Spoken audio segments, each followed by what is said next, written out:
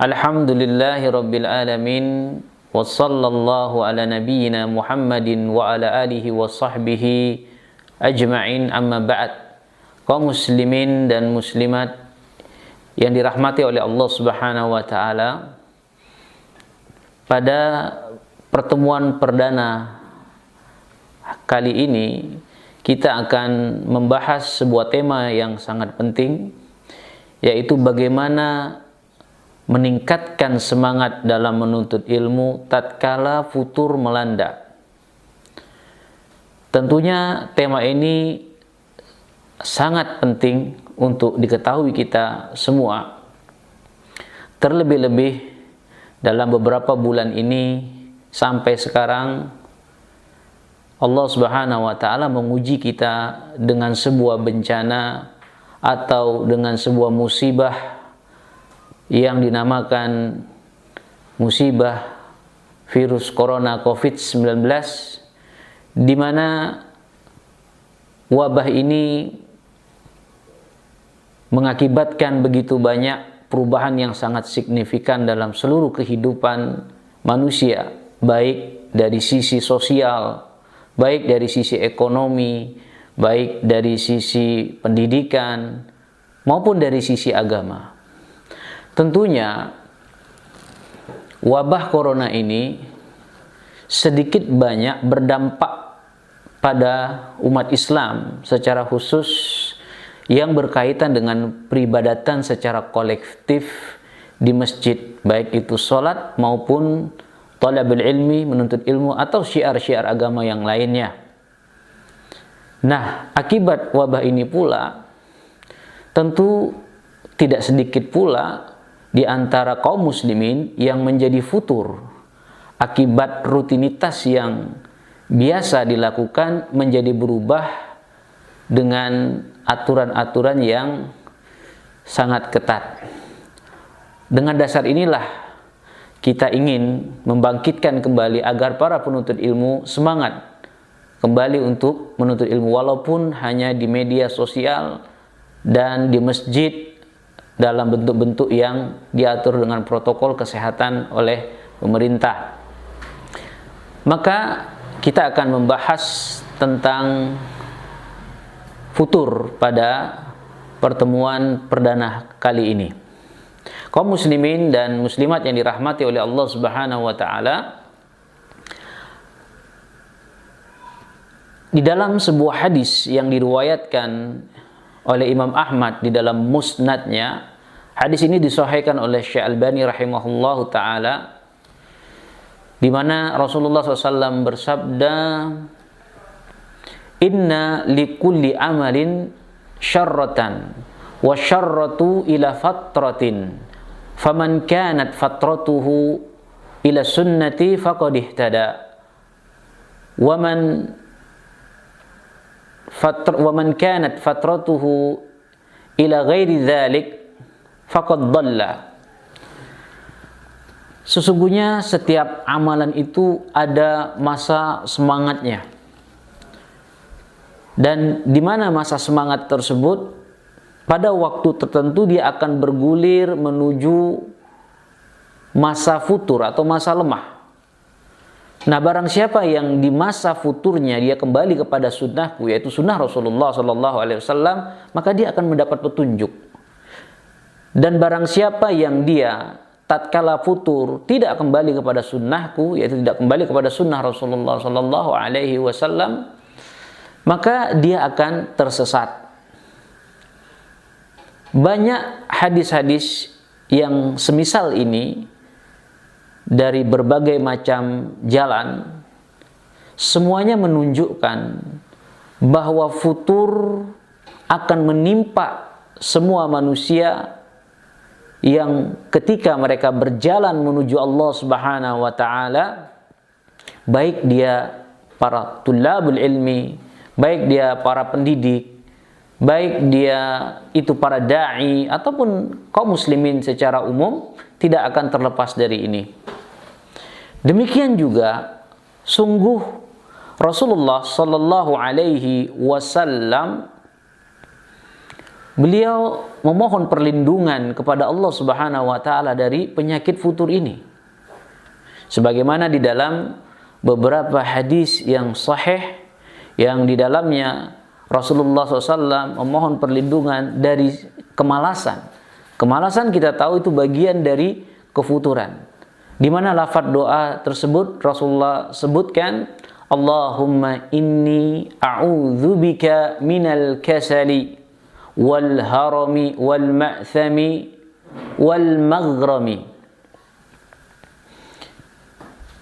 Ya Allah, aku memohon perlindungan kepadamu dari sifat kemalasan, dari kepikunan, kemudian dari dosa dan terlilit oleh hutang.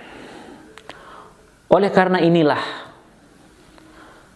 para penuntut ilmu, para dai, para pendidik serta kaum muslimin secara umum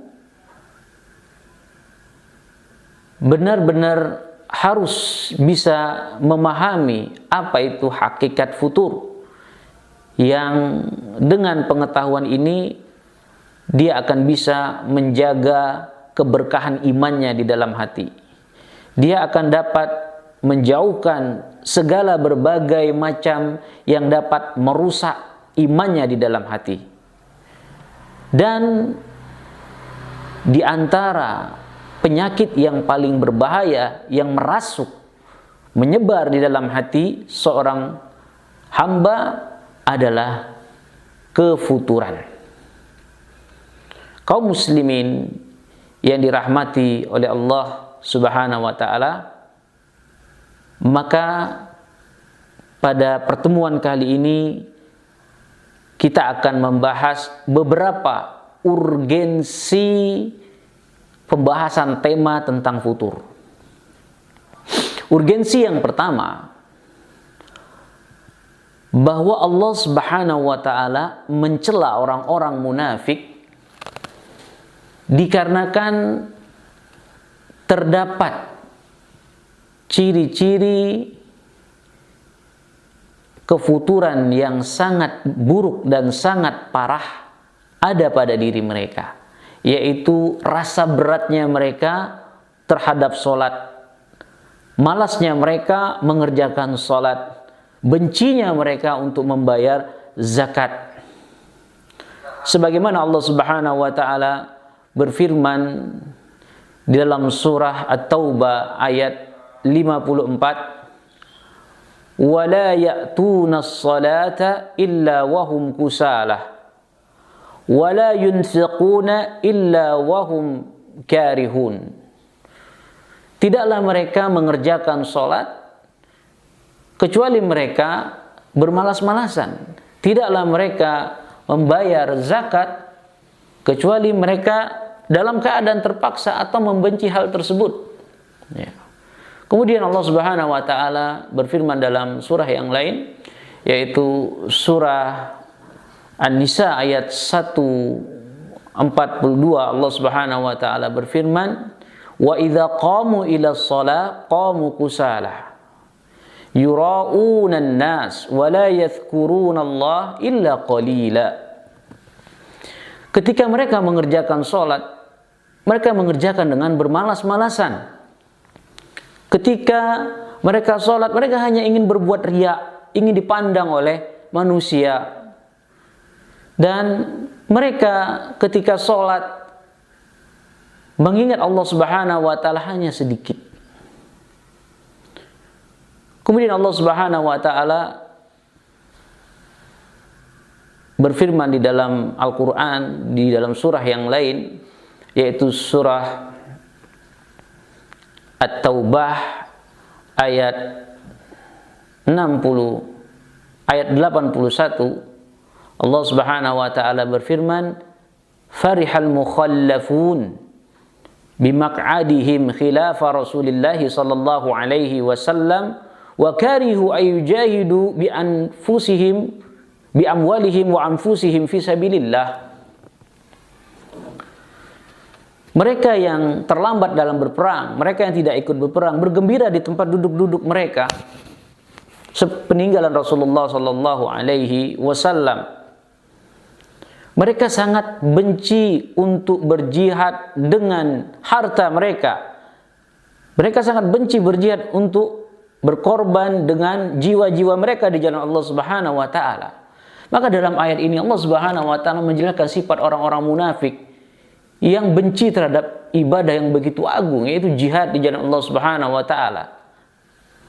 Kemudian tidak sampai di situ, Allah Subhanahu wa taala juga memberi peringatan kepada orang yang beriman sekaligus berkaitan dengan futur ini. Allah Subhanahu wa taala berfirman di dalam surah At-Taubah ayat 38.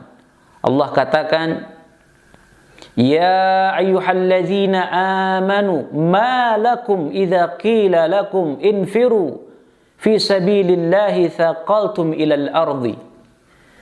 Allah panggil orang-orang beriman, wahai orang-orang yang beriman, mengapa jika kalian itu dipanggil atau jika dikatakan kepada kalian berangkat kalian berjihad di jalan Allah, namun kalian merasa berat dan ingin tinggal di tempat-tempat kalian. Nah, di dalam ayat di sini Allah Subhanahu wa taala memberi peringatan bagi orang-orang beriman. Ya, ketika mereka merasa berat untuk sebuah ibadah, at-tathaqul huwal futuru bi'ainihi. Karena rasa berat melakukan sebuah peribadatan yang agung, ini merupakan futur yang sesungguhnya. Kemudian urgensi yang kedua, Allah Subhanahu wa taala menyeru orang-orang yang beriman untuk meninggalkan futur dengan cara bersegera melakukan kebaikan dan berlomba-lomba di atasnya. Serta Allah Subhanahu wa taala memuji orang-orang yang melakukan kedua hal ini. Sebagaimana Allah Subhanahu wa taala berfirman di dalam surah Al-Imran ayat 133, "Wassari'u ila maghfiratin min rabbikum wa jannatin arduhas samawati wal ardu uiddat lil muttaqin." Bersegeralah kalian pergi menemui atau mencari ampunan dari Rabb kalian dan mendapatkan surga yang luasnya sebesar langit dan bumi, disediakan untuk orang-orang yang bertakwa. Di dalam ayat ini Allah Subhanahu wa taala dengan jelas memerintahkan orang-orang yang beriman agar mereka bersegera untuk melakukan amalan-amalan kebaikan. Kemudian di ayat ini Allah Subhanahu wa taala berfirman, yaitu dalam surah Al-Hadid ayat 21, Allah Subhanahu wa taala mengatakan, Sabiquna ila maghfiratin min rabbikum wa jannatin arduha ka'ardis samai wal ardi. Berlomba-lombalah kalian menuju kebaikan. Berlomba-lombalah kalian mencari ampunan dari Rabb kalian dan mendapatkan surga yang luasnya seperti langit dan bumi. Di dalam ayat ini Allah Subhanahu wa taala memerintahkan orang-orang yang beriman berlomba-lomba untuk melakukan kebaikan. Kemudian Allah Subhanahu wa taala juga memuji orang-orang yang bersegera untuk melakukan kebaikan dan berlomba-lomba di atasnya. Sebagaimana Allah Subhanahu wa taala berfirman di dalam surah Al-Anbiya ayat 90, "Innahum kanu yusari'una fil khairat wa yad'unana raghaban wa rahaban wa kanu lana khashi'ina." Sesungguhnya mereka bersegera untuk melakukan kebaikan dan mereka berdoa kepada kami, beribadah kepada kami dalam keadaan berharap cemas,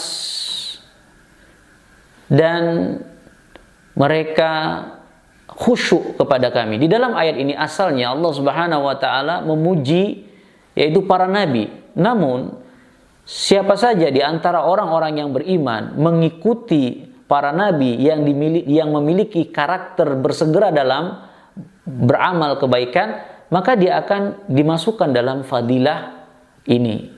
Kemudian Allah Subhanahu wa taala menjelaskan bahwasanya orang-orang yang bersegera dalam melakukan sebuah amalan, maka dialah yang terlebih dahulu mendapatkan kebaikan tersebut.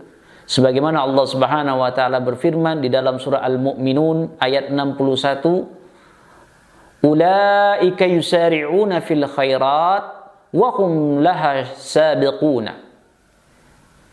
Sesungguhnya mereka bersegera untuk melakukan kebaikan-kebaikan, dan mereka juga yang pertama kali akan mendapatkan kebaikannya.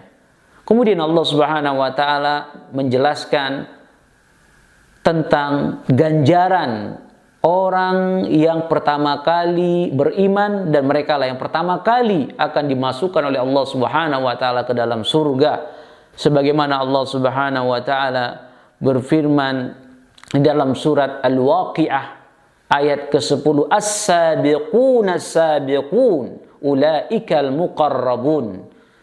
Mereka adalah orang-orang yang sabiqun, yang pertama-tama beriman, dan mereka lah yang pertama-tama akan memasuki surga Allah, dan mereka adalah orang-orang yang dekat dengan Allah Subhanahu wa taala. Kaum muslimin dan muslimat yang dirahmati oleh Allah Subhanahu wa taala, hubungan urgensi yang kedua ini dengan kefuturan adalah berlomba-lomba dalam amalan, bersegera dalam amalan. Ini merupakan konsekuensi sekaligus tanda seseorang itu meninggalkan kefuturan. Begitu juga sebaliknya, seseorang yang dia jatuh dalam kefuturan tetapi tidak tampak konsekuensi dia bersegera untuk melakukan kebaikan, dia berlomba-lomba untuk melakukan kebaikan, dan ini merupakan bukan tanda-tanda dia keluar dari kefuturan. Kemudian urgensi yang ketiga, bahwasanya Rasulullah sallallahu alaihi wasallam memohon perlindungan kepada Allah Subhanahu wa taala dari penyakit futur. Sebagaimana di dalam beberapa hadis-hadis Nabi sallallahu alaihi wasallam yang sahih. Sebagaimana misalkan hadis yang diriwayatkan oleh Imam Bukhari dan Muslim, bahwasanya dahulu Rasulullah SAW beliau berlindung, dia memohon perlindungan dari penyakit malas dengan lafaz doa yang beliau sebutkan, Allahumma inni a'udzubika minal kasali wa a'udzubika minal jubni wa a'udzubika minal harami wa a'udzubika minal bukhli. Ya Allah, aku mohon perlindunganmu dari penyakit malas, kepikunan, rasa pengecut, dan kikir. Kemudian diriwayatkan Aisyah radhiyallahu anha bahwasanya Rasulullah SAW mengajarkan kepada para wanita, yaitu kepada sahabiah, tentang doa-doa agar terhindar dari bagian kefuturan, yaitu Allahumma inni a'udzubika minal kasali wal harami wal ma'thami wal maghrami. Ya Allah, aku mohon perlindungan darimu dari kemalasan, kepikunan, dosa, dan aku memohon perlindungan darimu dari terlilit hutang. Kemudian di riwayat yang lain, yaitu riwayat Ibnu Mas'ud, bahwasanya Rasulullah sallallahu alaihi wasallam membaca doa-doa agar terhindar dari futur pada saat siang, pada saat pagi dan sore. Kemudian diriwayatkan oleh Anas bin Malik radhiyallahu anhu bahwasanya beliau mengatakan Rasulullah SAW paling banyak berdoa hal ini, tentang ini, berkaitan ingin terlindung dari kefuturan, yaitu Allahumma inni a'udzubika minal harami wal huzni wal ajzi wal kasali wal jubni wal bukhli wal dala'ad diddain wa qahri rijal. Ya Allah, aku mohon perlindungan dari kepikunan, aku mohon perlindungan darimu dari rasa sedih, ketidakmampuan, kemalasan, pengecut kikir, terhimpit hutang, dan kesewenang-wenangan orang lain. Kaum muslimin yang dirahmati oleh Allah Subhanahu wa ta'ala, maka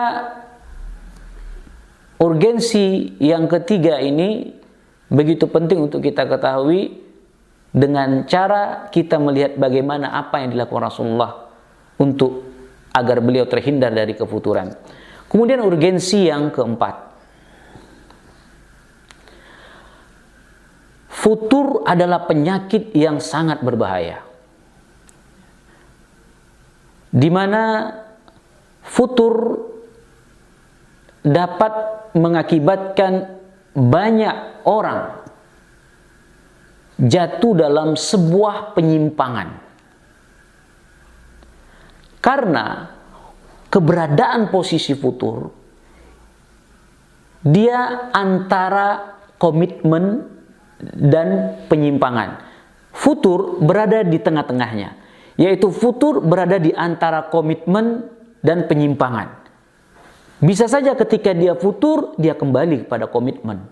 Bisa saja dia futur, dia langsung jatuh pada kepenyimpangan. Bisa saja dia stagnan di situ. Namun kebanyakan ketika orang futur, maka dia akan bergulir sedikit demi sedikit jatuh pada penyimpangan. Na'udzubillah. Dan yang paling menunjukkan bahwasanya futur itu sangat berbahaya bagi seorang hamba adalah begitu banyaknya Rasulullah SAW memohon perlindungan kepada Allah Subhanahu wa ta'ala dari penyakit futur.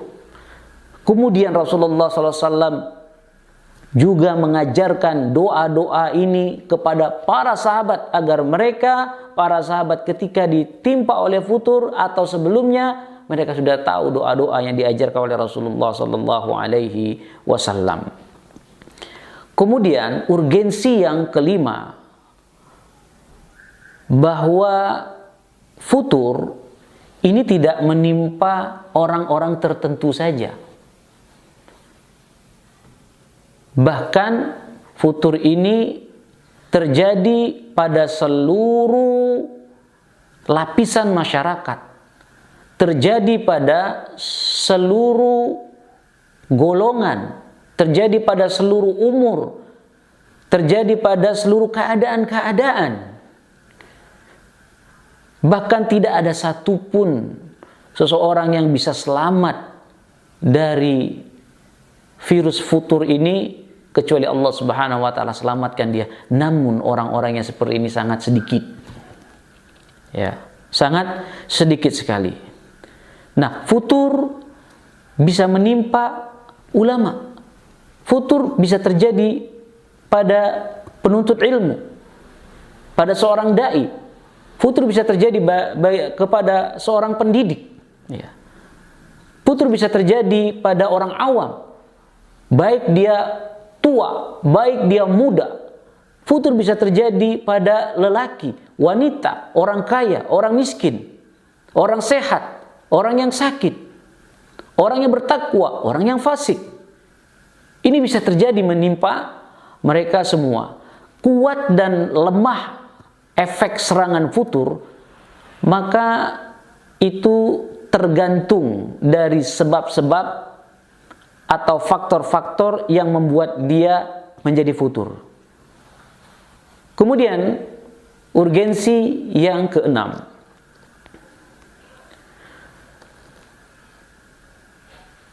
bahwa para penuntut ilmu, para da'i, para pendidik atau selain mereka sangat membutuhkan sebuah risalah atau sebuah kitab yang di dalamnya menjelaskan tentang hakikat futur, yang di dalamnya menjelaskan atau mengungkap seluk-beluk futur, baik bagaimana kita bisa mengetahui bentuk-bentuk futur, jenis-jenis futur, sebab-sebab futur, cara mengobati futur, definisi futur, urgensi pembahasan futur, sehingga akan dapat membantu dia menjelaskan kepada kaum muslimin secara umum Adapun secara khusus, dia bisa menjelaskan kepada murid-muridnya, kepada anak-anaknya, kepada saudara-saudaranya. Kemudian, dengannya dia bisa menjauhkan umat Islam dari penyakit futur, ataupun dia akan bisa menyembuhkan sebagian kaum muslimin yang sudah tertimpa futur, sehingga keluar dari penyakit futur tersebut. Oleh karena itu, kaum muslimin yang dirahmati oleh Allah Subhanahu wa taala, pentingnya bagi kita untuk memperhatikan urgensi kenapa kita membahas tentang futur. Nah, untuk pertemuan pada hari ini kita cukupkan, ada 6 urgensi yang penting dan wajib kita ketahui sehingga dengannya kita bisa mendeteksi, menjauhi, kemudian mengobati dan mengetahui seluk-beluk dari futur tersebut. Subhanakallah wa bihamdika, asyhadu an la ilaha illa anta, astaghfiruka wa atubu ilaik. Assalamualaikum warahmatullahi wabarakatuh.